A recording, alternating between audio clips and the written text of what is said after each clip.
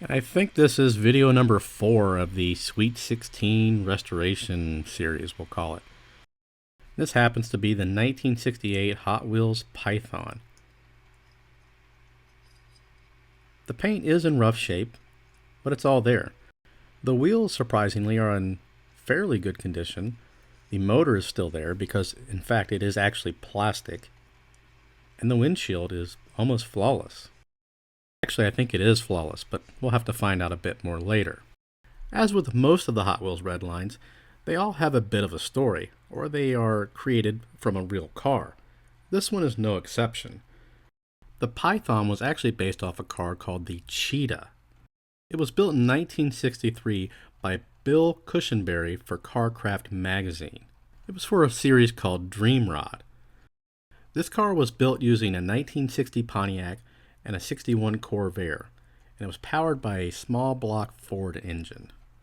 If you Google the Python, you can find more interesting facts. This is just the one that stuck out to me.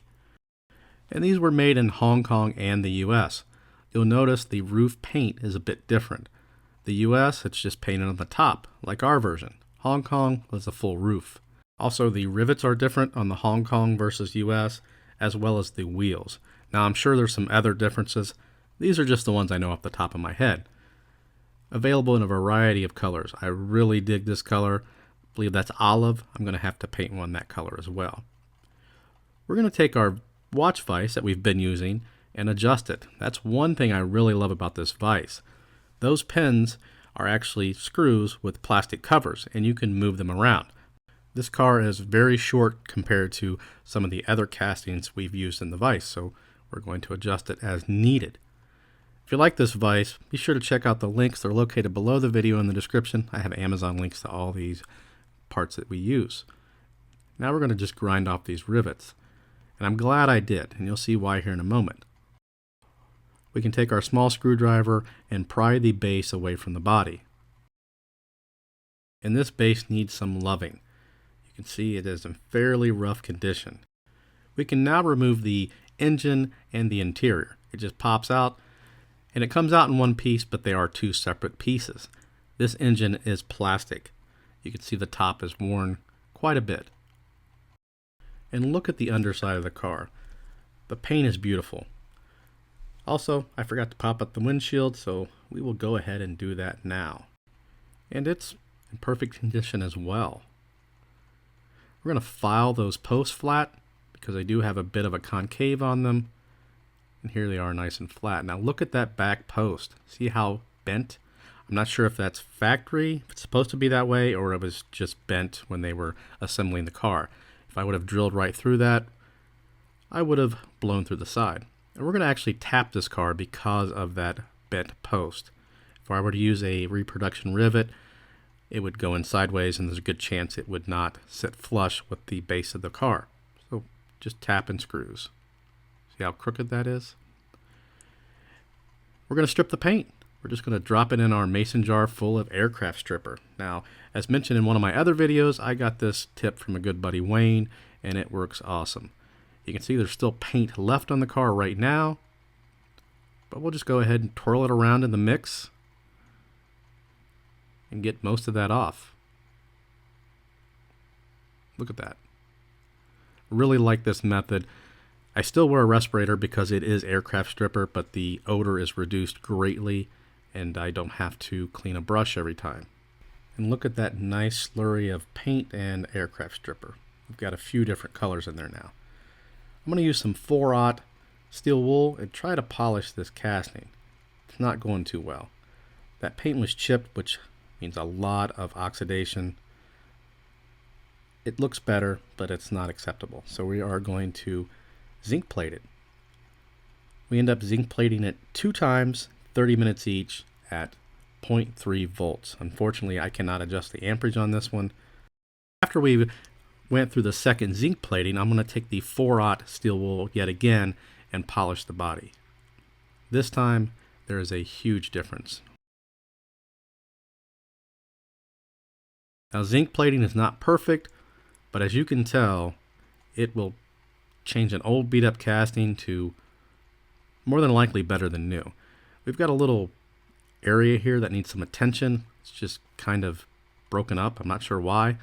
We take the file and just file it flat. Must have had a crash up derby with some rocks or something. I'm going to take the micro mesh and wet sand the entire casting just like we did on the last restoration. I really like this micro mesh. I use it for a lot of the wood turning projects I do. It starts at 1500 grit and goes all the way to 12,000. I only use the 1500 or the 1800 grit. There's no reason to go to 12,000. I try to take the least amount of material off as possible, but this is still technically not a real restoration. We can't replace the atoms in the metal, so it's never going to be original. There's that wonderful looking windshield. No work needed. Next we polish it with our buffing wheel, and this is what we end up with. Of course we clean it with our mineral spirits, soap and water, all that good stuff as well. Now for the green paint. Light coat, and then medium, and one heavy. We need to turn our attention to this base. First I'm going to remove the wheels. Now in the last video we weren't able to get the wheels off, so we had to cut them. We're going to try the tool on this one, and sure enough we have success. This is hit or miss. Most of the time I can get them off. I only cut them off when I know the bearing's probably going to pop off with it. Once we have the wheels off, we'll leave the axles in place as well as the bearings. We're going to dip it in our acid. Now I get a lot of questions about the acid. It's also in the links. It's basically like a garage floor cleaner. Mix 50-50 acid and water. After a minute or so, I'll take the base out. I'll dry it off with a paper towel, and then I'll take it to the parts cleaner and get all of that nasty acid off of there. We take a wire wheel and polish it up. This just gives it a nice shine and makes it look better than new. Or I'd like to think so at least. Now to those wheels. Remember, they aren't that bad. So I get a lot of comments on the reproduction wheels. Trust me, I don't like them either, but it's kind of hard to find very nice original wheels. We're going to pop them back on the base. You can see they roll smooth. I didn't even have to use the tool for these ones. They were nice and smooth. I get an idea for the chrome pen, but first I need to address the top of the engine. You recall it was missing a little bit of the chrome finish. So we take the chrome pen and just touch it up. Just the blower portion, there's really no reason to touch the rest of it as it is perfect. But we're going to take our other chrome pen and start dabbing in our tray, get a small brush. We're going to try to make these wheels look a little bit better. Now I'm not sure if I really succeeded in making them look better in the end. I feel like I did, but I don't have a steady hand, as you can see here. I had to clean up some overage. But they look good from afar, but probably far from good. Now we need to paint that roof. So I've masked it off, and we're going to use the magic black just like we did in the fleet side video. Now I believe this originally just had black enamel or urethane, but if you'll notice in some of those pictures, some of them did have the vinyl looking top on them. So I'm just going to do what I like for the most part.